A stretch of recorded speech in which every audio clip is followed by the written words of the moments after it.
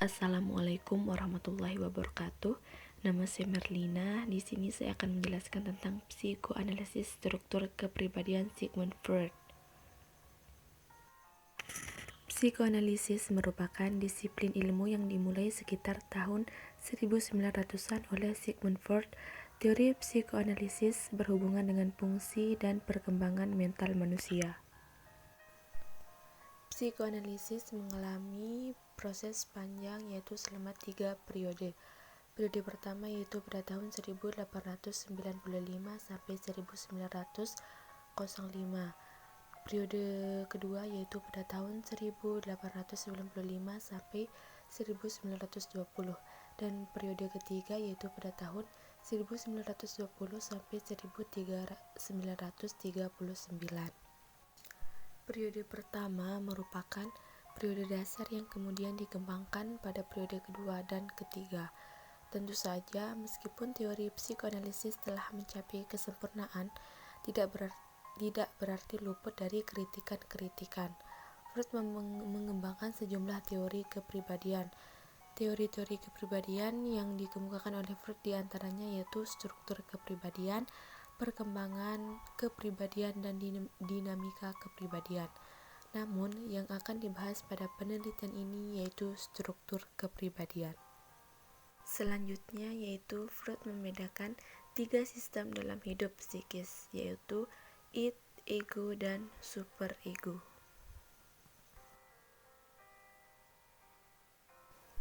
Yang pertama yaitu id.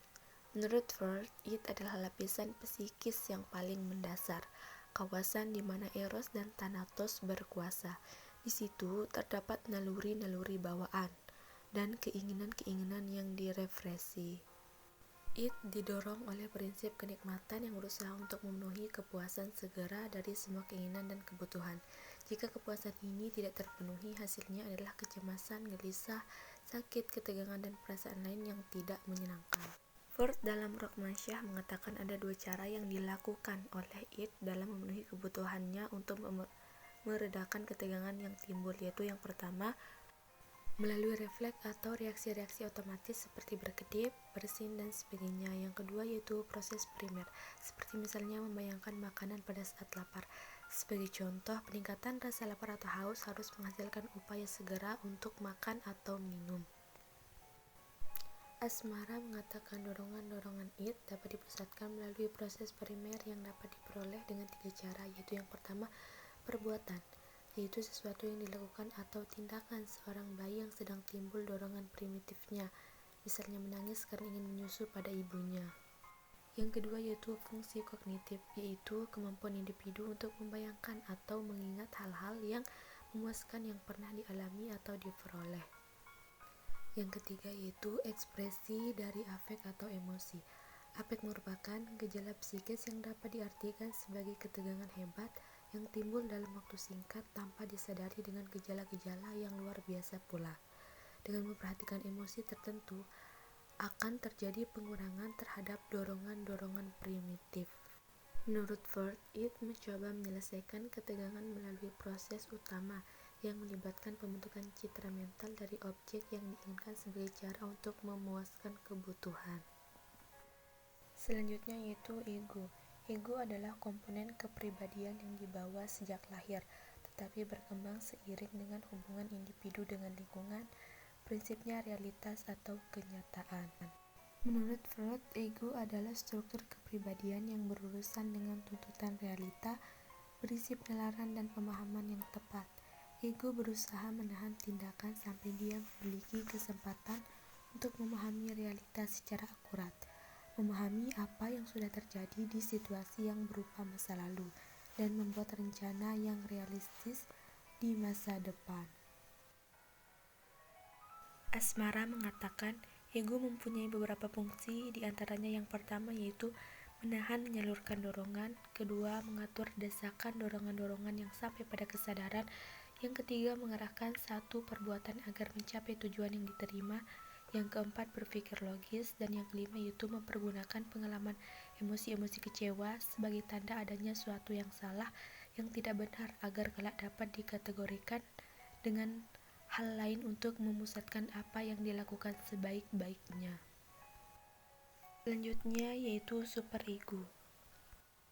Menurut Freud, superego adalah aspek kepribadian yang menampung semua standar internalisasi moral dan cita-cita, sejauh larangan-larangan dan perintah-perintah yang kita peroleh dari kedua orang tua dan masyarakat.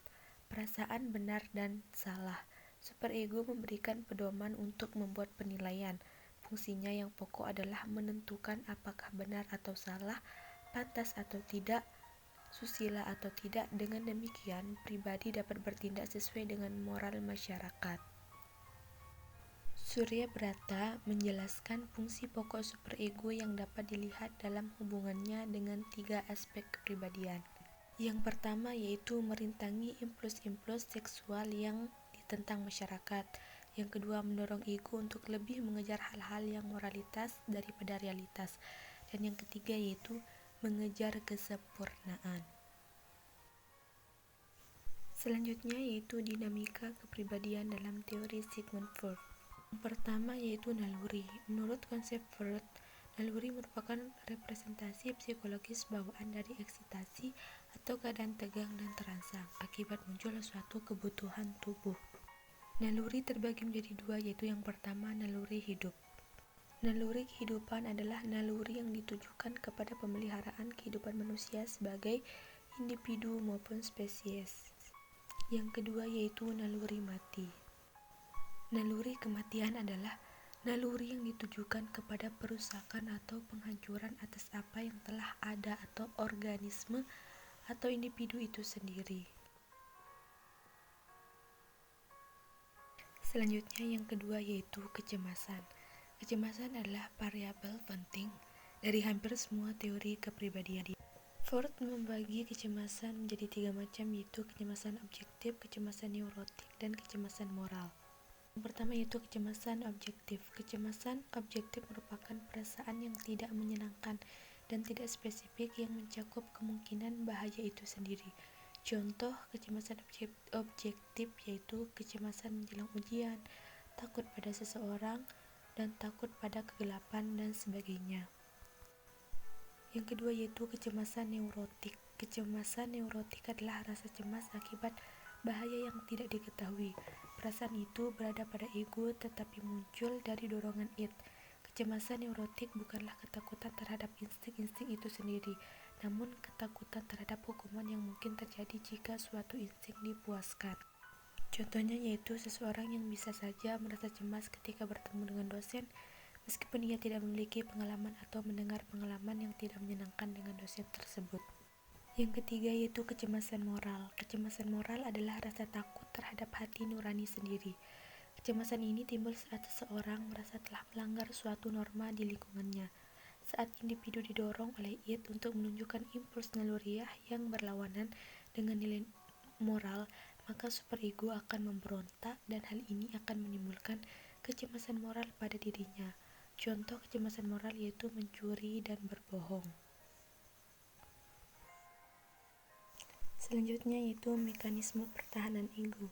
Mekanisme pertahanan ego adalah strategi psikologis yang dilakukan seseorang untuk melindungi egonya. Mekanisme ini muncul secara sadar maupun tidak sadar ketika seseorang berusaha untuk melindungi ego diri pikiran dari kecemasan yang di antara lain dipicu karena adanya reaksi sosial yang tidak menyenangkan. Freud menguraikan ada 7 macam pertahanan ego, yaitu yang pertama, represi. Mekanisme represi pada awalnya diajukan oleh Sigmund Freud yang kerap masuk ranah teori psikoanalisis. Represi sebagai upaya menghindari perasaan cemas.